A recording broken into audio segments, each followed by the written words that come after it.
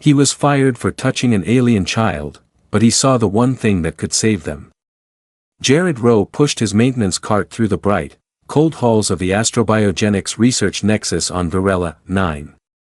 The cart rattled with every uneven tile, its squeaky wheel echoing in the long corridor. The sound reminded him of how far he had fallen. Once, he had been Dr. Jared Rowe, a respected xenomedical physician from Earth. Now he wore a faded gray custodian uniform with a badge that simply said, Maintenance, Human. A label meant to keep him in his place. A Varellan guard passed him, tall and scaled in shades of green. Custodian Rowe, the guard said. Sector Delta needs cleaning. Another nutrient spill. Jared nodded. Understood. He turned down the next hallway, catching a glimpse of himself in a polished steel panel. At 39, he still looked strong, broad shoulders, sharp eyes, a man who once saved lives for a living. Now he wiped floors for aliens who barely saw him as a person. He entered Sector Delta, ready to clean the glowing blue gel spread across the floor. But something made him pause. A faint movement. From the observation chamber. A room that was supposed to be empty. Jared stepped closer to the glass window. Inside sat a young Varellan girl, maybe 6 years old by human standards. Her jade green skin shimmered under the lights, and her long white hair fell gently around her face. She wore a simple cream dress, and her silver lavender eyes held a quiet sadness. But what stopped Jared cold was the mark on her cheek, a dark purple shape, spreading outward like a tiny starburst. His training took over instantly. That's not a bruise, he whispered. That's early cerulean rot. The deadly plague. The one that killed Varellan children in less than 3 days. And the early signs were easy to miss, unless you were a doctor who had studied it for years. Jared didn't think. He pushed the door open and stepped inside. The girl looked up. Hi, are you allowed in here? I work here, Jared said gently. My name is Jared. What's yours? Lyra. That's a beautiful name. He knelt down. May I look at the mark on your cheek? I might be able to help. Lyra touched the spot lightly.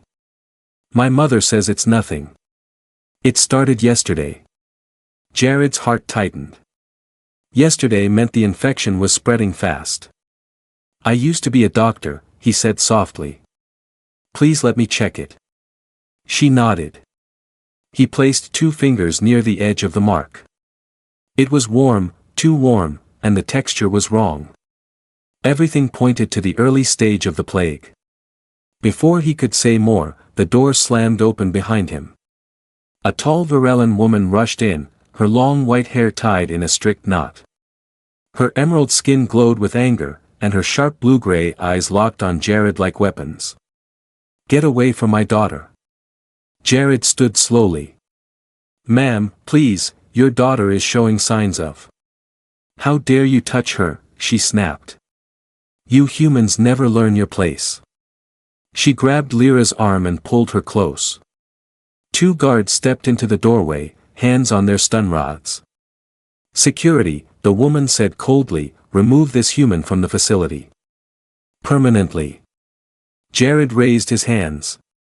Listen to me. That mark on her cheek, it's the start of cerulean rot. She needs treatment right now. The woman scoffed. Ridiculous. I am a senior researcher. I know what the plague looks like. Not at this stage, Jared insisted. Check her temperature tonight. If she has a fever. Enough. Her voice was ice. Guards, take him. The guards grabbed him by the arms and dragged him out as Lyra watched with wide, frightened eyes. Jared shouted one last warning down the hall. Please. If she gets worse, take her to emergency. But the door closed, and his voice faded into the cold silence of the corridor. He knew what would happen next. And he knew he was the only one who could stop it. Jared Rowe sat in his small rented room on the lower platform of Varela 9, staring at the glowing dismissal notice on his comm tablet. Employment terminated. Security access revoked. He rubbed his forehead. Another job lost. Another door slammed in his face. All because he tried to save a child. Outside the window, storm clouds rolled across the neon horizon. Varela 9 always felt restless, as if the entire planet wanted to shake off anything human. Maybe it did. His comm buzzed with a news alert. 3 cases of cerulean rot confirmed. All minors. Central Medical Zone on alert. He closed his eyes. It had begun. By morning, the number climbed to 11. Jared paced across his cramped room, frustration burning in his chest. He knew how cerulean rot worked. He had studied the virus during his medical years, before the Varellan Council stripped human doctors of all authority. Before humans were treated as useful tools, not equals. He tried accessing the Varellan medical database. Access denied. Human clearance insufficient. Jared slammed his fist on the table. They would rather let children die than let a human physician help. He refused to accept that. There was only one place left to go, a place where laws blurred, and information had a price. The low-orbit district, nicknamed the Undershadow, hung beneath the main city platforms. Lights flickered. The air smelled of grease and metallic dust. Traders, smugglers, and exiles drifted between narrow alleys like ghosts. Jared walked into a dim lounge called the Coiled Drift, a spot known for illegal information trades. A half-broken hollow sign buzzed overhead. From a corner booth, a deep voice called, "Ro. Didn't think I'd see you crawling back here." It was Heron Vex, a bulky half-human smuggler with cybernetic arms. Heron's smile was sharp and gold-tinted. "I need restricted medical files," Jared said, sliding into the booth. "Specifically anything on cerulean rot." Heron whistled. "Dangerous choice. The Varellans are hunting anyone who even whispers about that virus." "I'm not here to debate," Jared replied. "Kids are dying." Heron studied him for a long moment, then leaned forward. "That's why you're different, document. Most folks only care about saving themselves." He reached into his coat and pulled out a thin data tile. "This will grant temporary access to archived Varellan medical logs. 24 hours. After that, it melts itself." Jared stared. "How much?" 500 credits. A painful price. Nearly everything Jared had left. But then he pictured Lyra's eyes. Terrified. Trusting him. He transferred the credits. Done. Back at home, Jared activated the tile. His tablet flickered and unlocked files he hadn't seen in years. Virus maps. Immune response charts. Failed treatment trials. He combed through everything, hands shaking with urgency. And what he found confirmed his fear. The Varellans were treating the wrong part of the virus. Their therapy only slowed symptoms, it never attacked the root cause. Jared scribbled notes, sketched chemical structures, and compared them to outdated human research. Hours passed. He barely blinked. Finally, he sat back. "I can do this," he whispered. "I can build a cure." He worked deep into the night, mixing Earth-based retroviral theory with Varellan nanotherapy patterns. It felt like breathing again, like being a doctor again. Near midnight, another news alert flashed. Cerulean rot cases rise to 27. Central District partially quarantined. Time was running out. Jared saved his findings to a secure drive. He planned to present the cure to someone, anyone, willing to listen. But before he could leave, his door chimed. He froze. No one visited him. Ever. Jared checked the camera feed. Standing outside was the last person he expected. Lyra's mother. The woman who had him fired. Her expression, once cold and proud, was now shaken and pale. He opened the door slowly. She stepped inside without waiting for an invitation. Her voice trembled. "My name is Dr. Celine Varin," she said.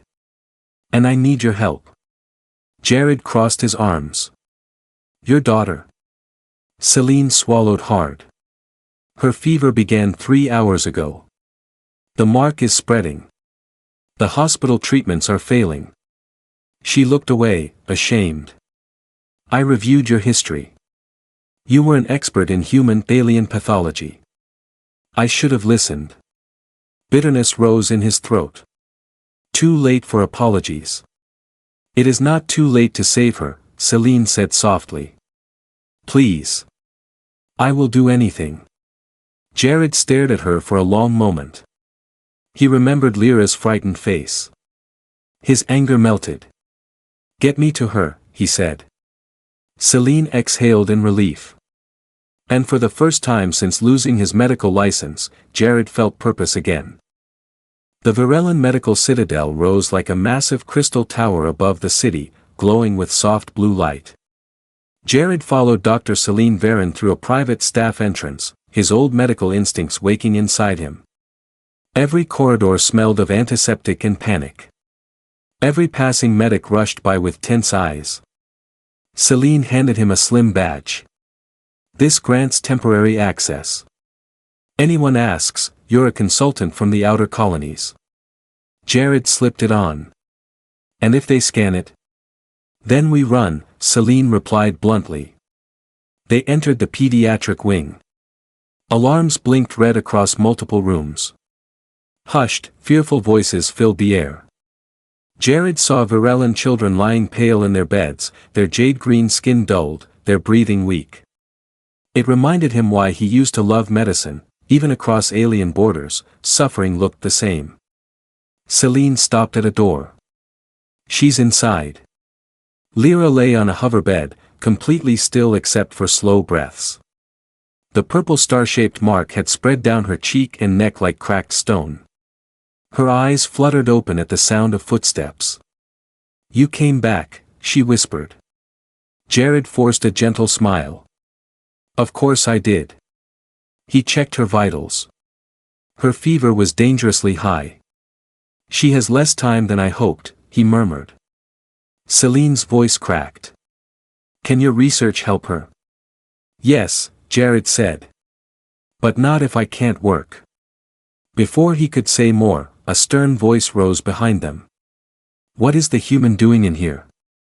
Dr. Kaveen, one of the top Varellan physicians, stood in the doorway with 2 guards. His tall frame seemed to block the entire hall. His narrow eyes fixed on Jared as if he were an infection himself. Celine stepped forward. "Dr. Kaveen, I brought him." A human has no place in this ward," Kaveen snapped. "Remove him." "This isn't a debate," Celine countered, her voice sharp. "He may have a solution." "He may have nothing," Kaveen growled. "His species lost the right to practice medicine here. You want to gamble on human methods?" Jared met Kaveen's glare. "Your current methods aren't working." Kaveen bristled. "You dare criticize Varellan medicine in our own facility?" Jared didn't blink. "Children are dying. I don't care about pride. I care about results." For a moment, no one moved. Even the guards hesitated. Celine turned to Kaveen. "If we wait for the ethics board, Lyra will be gone. So will the others. You know that." Kaveen's jaw tightened. "Protocol exists for a reason. And today, protocol is killing children," Celine said. Kaveen shook his head. "I won't allow unauthorized treatment. Guards, escort the human out." The guards stepped forward reluctantly. Celine closed her eyes, defeated. Then Jared said quietly, "We'll do it your way." Celine turned, confused. Jared whispered, "Not here. Not now. We need access to your private lab. Otherwise they'll stop us every step." Her eyes widened in understanding. She grabbed Jared's wrist. "He is leaving, doctor," she told Kaveen. "But under my supervision." Kaveen narrowed his eyes. "This isn't over." Celine marched Jared down the hall, forcing the guards to believe she was escorting him out. But once they rounded a corner, she pulled him into a side stairwell. "No surveillance here," she said softly. "We can work without interference." "Your lab," Jared said. "Does it have synthesis equipment?" "It has everything." They moved quickly through a quiet wing of the Citadel, entering a secure door that scanned Celine's handprint. The lights flickered on to reveal a pristine, white laboratory filled with advanced machines and glowing tanks of biological samples. Jared stared in awe. "You work here alone?" "Mostly," she answered. "But today you work with me." He placed his drive on the main console. The display lit up with his designed cure. "We need nanosite stabilizers, a retroviral inhibitor, and a bonding compound. If we combine these, we can stop the virus before it reaches the nervous system." Celine scanned the list. "It's risky. And illegal. And brilliant." They began gathering supplies. Jared mixed compounds with sharp precision. Celine calibrated machines faster than any scientist he had ever worked with. They moved in sync, focused, steady, desperate. For the first time since losing everything, Jared felt like himself again. A doctor. A damn good one. Hours passed, and the final compound was nearly ready. Celine checked the synthesizer. 5 minutes left. Jared allowed himself a breath. Then the lab lights flashed red. Unauthorized activity detected. All doors locking. Celine's eyes widened. They're tracking restricted compounds. They know someone is synthesizing. Footsteps thundered in the hallway. Jared looked at the small vent near the floor. "We can't outrun them." She stared at him. "Then how do we escape?" He pointed to the vent. "Through there." Celine blinked. "You expect me to crawl?" "I was a custodian," Jared said. "I know every shaft in this building. If we stay, they'll destroy the cure." Outside, the door panel clicked, guards overriding it. Jared grabbed the finished vial from the synthesizer. Celine lifted the vent cover. The door behind them slid open. And together, they crawled into the darkness, carrying the only hope the sick children had left. The maintenance shaft was narrow, dusty, and dark, nothing like the shining halls above. The metal walls hummed softly with the vibrations of the Citadel's machines. Jared crawled first, the vial secured in a padded case strapped to his chest. Celine followed close behind, her breath sharp and uneven. "They'll scan for our heat signatures," she warned. "Not in these tunnels," Jared whispered back. "No one ever updated the system maps. They don't know half these routes exist." "That's strangely comforting." Jared smirked despite the danger. "Welcome to the universe of underpaid custodians." Voices echoed behind them. Guards were already searching the main rooms. Celine touched Jared's ankle lightly. "Faster." They crawled another 10 meters before the shaft widened into a junction box, a cramped metal chamber big enough for them to sit up. Pipes ran overhead like tangled vines. Soft blue emergency lights glowed from the corners. Celine rubbed dust from her hands. "How do you even know where we are?" "I cleaned this place for a year," Jared replied. "When you scrub walls long enough, you start noticing things others never look at." Celine studied him with new eyes. "All this time, we treated humans like they knew nothing. Yet you've mapped areas half our engineers ignore." "It's easy to see things when everyone else ignores you," Jared said. A brief silence settled. Not uncomfortable, just honest. Finally she said, "Where do we go next?" "That tunnel." Jared pointed to a slanted shaft on the left. "It leads to the subloading bay." From there, I can slip into a medical transport. And me? Celine asked. You need to create a distraction. Something big enough to draw guards away from the bay. Her expression tightened. If they catch me. They won't, Jared said. Not if we time this right. Celine hesitated, then leaned closer. You're risking everything for children who aren't even human. Jared met her gaze. Illness doesn't care about species.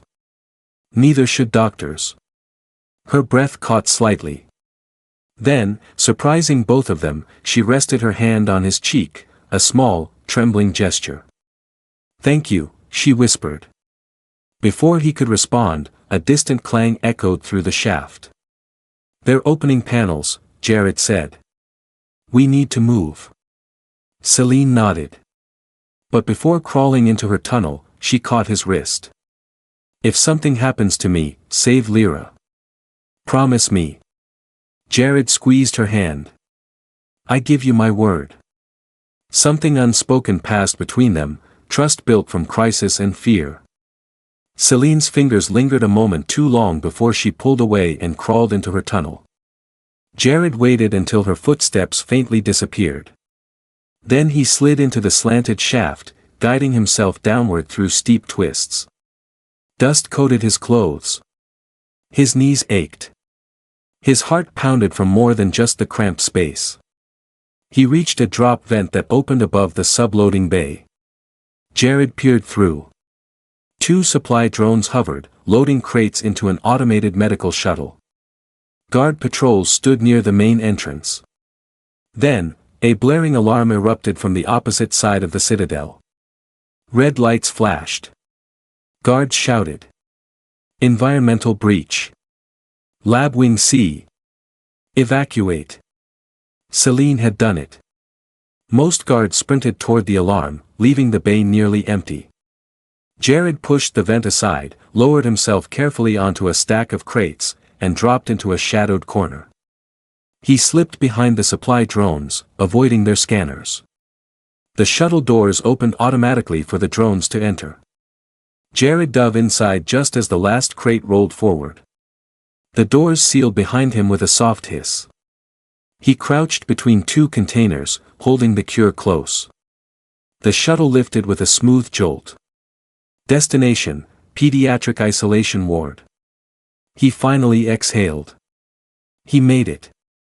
His comm vibrated. A message from Celine. Security detained me for questioning. I delayed them as long as I could. Go. Save her. Jared closed his eyes.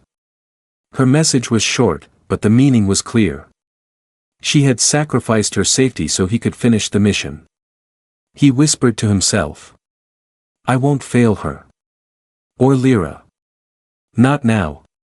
Outside, the shuttle soared through the citadel skyways, carrying him toward the sick children, and toward whatever consequences waited next.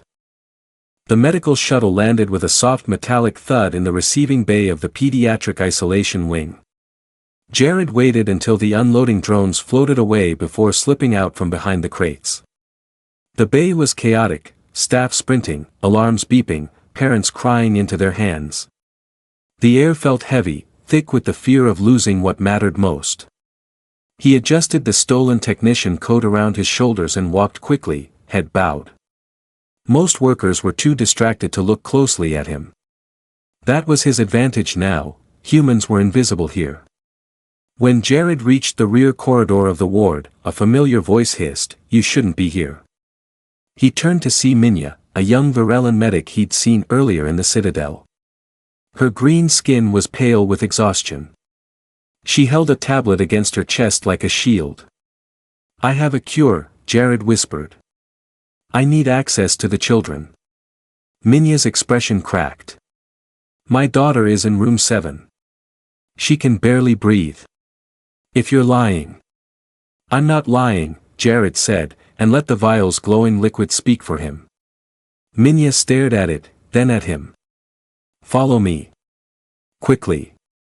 She scanned them into a storage chamber behind the ward. Jared set his case down, preparing doses. Minya watched him with shaking hands. You're doing more than our senior doctors. They argue while our children fade. Jared handed her a small injector. This is the first dose. Give it to your daughter right away. I'll start on the others. Her lips trembled. Thank you, human. As she ran out, 3 more staff members slipped in, 2 nurses and a junior physician. Minya must have warned them. Each looked scared, but determined. We heard you have something, the physician said quietly. Something real. Jared nodded. Help me, and we can save them. All of them. They didn't hesitate. Soon the team spread across the ward, moving room to room with measured doses. Jared worked through the critical section first, children with advanced lesions, weak pulses, and shallow breaths. Room 10. Room 11. Room 13. He injected a young boy whose skin had turned gray from oxygen loss. Hold on, Jared whispered. Your fight's not over. By the time he reached room 14, his hands were trembling from urgency. This was Lyra. Celine's daughter lay motionless except for the faint rise and fall of her chest. Her purple starburst mark covered half her face now. Machines beeped unevenly beside her, struggling to keep her stable. Jared's throat tightened. The child who trusted him. The child whose mother was now risking everything. I'm here, he murmured, kneeling beside her. And I'm not leaving. He exposed her upper arm and pressed the injector gently against her skin. A faint glow pulsed through the device as the cure entered her bloodstream. Please work, Jared whispered. As he stepped back, footsteps echoed in the hall, heavy, angry. Dr. Kaveen stormed into the room flanked by 2 armed guards. His face held a fury so sharp it could cut steel. You again, he snapped. I should have known the human would crawl back. Jared stood his ground. I administered the treatment. In a few minutes, these children will stabilize. You administered an unauthorized substance. Kaveen roared. You could kill them. Before Jared could reply, Minya rushed into the room, tears streaming down her face. Dr. Kaveen, my daughter, her fever is dropping. Another nurse appeared. Room 3, the lesions are fading. A junior physician added, breathless, room 1's oxygen levels just normalized. Kaveen blinked, thrown off balance. That's impossible. It's happening, Minya said. We can all see it. Jared looked Kaveen straight in the eyes. You wanted proof. Look around. Kaveen checked Lyra's monitor. Her pulse had strengthened slightly. The lesion color had changed, turning from dark purple to a softer lilac. This curing method, Kaveen whispered. How did you? A medical degree you took from me, Jared said calmly. Before Kaveen could answer, a loud alert echoed through the hall. New patients arriving. Variant symptoms detected. Condition worsening fast. A trembling nurse appeared in the doorway. Dr. Kaveen, for new children from the East Ring. Their lesions are different. Faster. And the standard treatment isn't working at all. Kaveen's expression darkened. A mutation? No, Jared said instantly. His stomach dropped with a cold certainty. Not a mutation. Not natural. Kaveen stared at him. What are you implying? Jared stepped forward. Someone made this new strain. Someone wanted the first cure to fail. The room filled with shocked silence. Then Kaveen said quietly, if you are right, we are not fighting a virus anymore. Jared met his gaze. We're fighting whoever released it. The guards, the nurses, even Kaveen himself seemed shaken by that possibility. Jared picked up his empty injector and placed it in the tray. Get me samples from the new cases, he said. I'll find a way to stop the variant too. But we don't have much time. Kaveen nodded slowly, finally seeing Jared not as a threat, but as their only chance. And somewhere deep in the citadel, Jared knew another pair of eyes would be watching the outbreak grow. The person who unleashed the variant. Someone in power. Someone who feared what a human could do. Jared moved through the research lab with fast, determined steps. Samples from the new variant cases waited inside sealed containers, glowing faintly with a dangerous blue shimmer. Even without running tests, he could feel it, this strain was different. Too sharp. Too deliberate. Dr. Kaveen stood behind him, arms crossed tightly. If someone did engineer this variant, they had access to high-level facilities. Which means someone inside the council, Jared said. Kaveen's jaw tensed. You think a Virellan leader would harm our own children? Not all leaders care about children, Jared said darkly. Some care only about control. He placed a sample into the analyzer. The machine hummed, projecting a holographic virus map. The variant structure flickered into view. Jared's eyes narrowed. The pattern was unmistakable. That's not evolution, he said. That's design. Kaveen stared, horrified. We have to warn the council.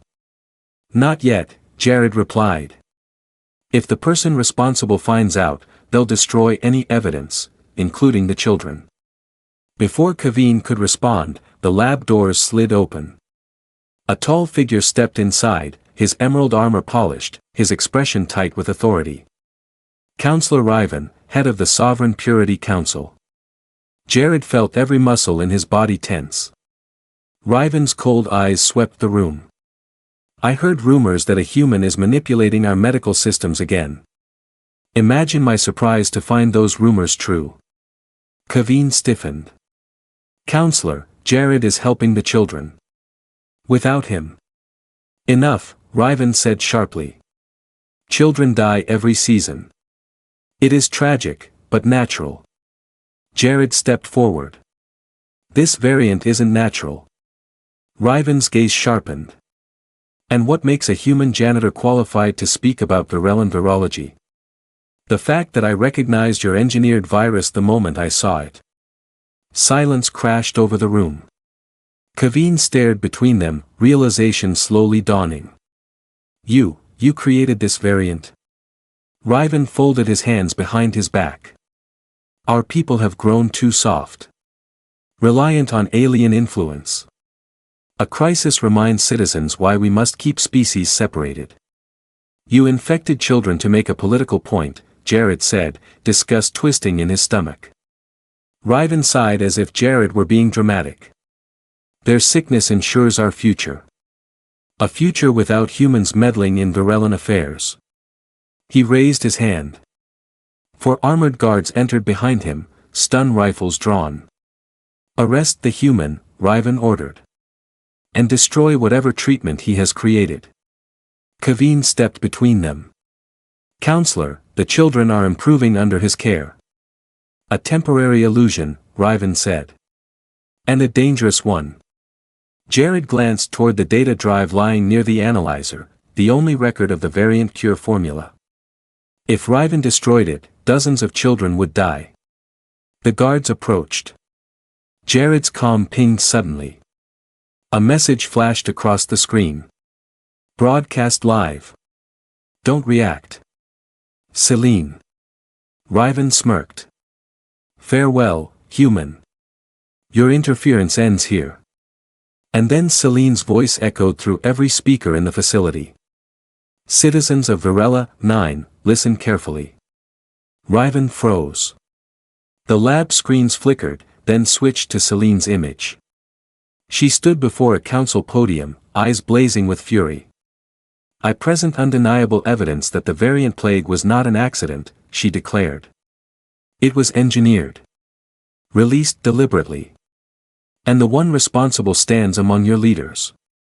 Riven snarled, shut this down. But the guards hesitated. They watched the broadcast with widening eyes. Celine continued, the human you call worthless saved the first group of infected children. And now he is being prevented from saving the rest. Gasps filled the lab as medical staff outside rushed to watch. Riven barked, "I am ordering you to seize him." One guard stepped back. "My nephew was treated by the human, and he lived." Another lowered her rifle. "We can't detain the man who saved our families." Riven shouted in rage, but the tide had already turned. Kaveen pointed toward the door. "Go, Jared. Finish the cure." Jared grabbed the data drive and vial. "I'll treat the children, but when this is over, he faces justice." He sprinted from the lab as staff parted to let him through. Behind him, guards moved toward Riven, restraining him as he shouted empty commands. Jared raced down the corridor, heart pounding. Children waited. The clock was ticking. He reached the isolation wing and burst inside. Minya met him instantly. "Jared, the new patients are fading fast." "Prepare them," he said. "We're not losing anyone today." For the next hour, he moved from bed to bed, injecting the variant cure, monitoring vitals, adjusting dosages. Sweat ran down his face. His hands never shook. Finally, one by one, the readings stabilized. The variant virus was beaten. Jared leaned against the wall, exhausted but triumphant. "We did it," Minya whispered. "You saved them." Jared shook his head. "We saved them. All of us." His comm buzzed again. Celine's message appeared. "The council wants to see you immediately." "And Jared, thank you. For everything." He closed his eyes briefly. The fight wasn't over, but hope had finally returned. The council chamber sat high above the city, built of white stone that shimmered under the twin suns. Jared entered with a steady breath, though his heart still raced from the crisis he had just survived. The chamber was crowded, leaders, advisors, healers, and citizens who had forced their way inside after hearing Celine's broadcast. When Jared stepped into view, silence fell. Children he had saved sat beside their parents, some still weak but breathing easy. Minya's daughter waved shyly at him. Lyra, looking much stronger than before, lifted her hand and smiled. On the high platform, council members spoke in low, tense voices. Celine stood among them, tall and calm, though her eyes shone with emotion when she saw Jared. Councillor Varen, a respected elder, raised his hand for silence. "We gather today to decide how to move forward," he said. "Our world nearly lost dozens of young lives. And we now know why." Guards led the disgraced Councillor Riven through the chamber in restraints. Citizens hissed in anger. Even some council members looked away in shame. Riven glared at Jared. "You ruined everything." "No," Jared replied quietly. "You almost ruined us all." The guard silenced Riven and dragged him aside. Councillor Varen turned to Jared. "You showed courage when others hesitated. Skill when others doubted. Compassion when others shut their eyes." A murmur of agreement moved through the room. Varen continued, "We stripped humans of their medical rights years ago. A decision made out of fear. Today we acknowledge that fear almost cost us an entire generation." Celine stepped forward. Her voice was steady, but her words carried weight. "I stand before you as a scientist, a mother, and a witness," she said. "Jared Rowe didn't just save my daughter. He saved our beliefs. He reminded us that the universe is wider than our fears." Her gaze softened. "And that sometimes, the person we overlook sees the danger first." The chamber lights dimmed slightly as a holographic report appeared, the recovery charts of every child treated by Jared. Rising vitals, falling infection levels, undeniable proof. Councillor Varen turned to him again. "Jared Rowe, we reinstate your medical license in full." A wave of cheers erupted. Minya clapped her hands. Lyra nearly jumped from her seat.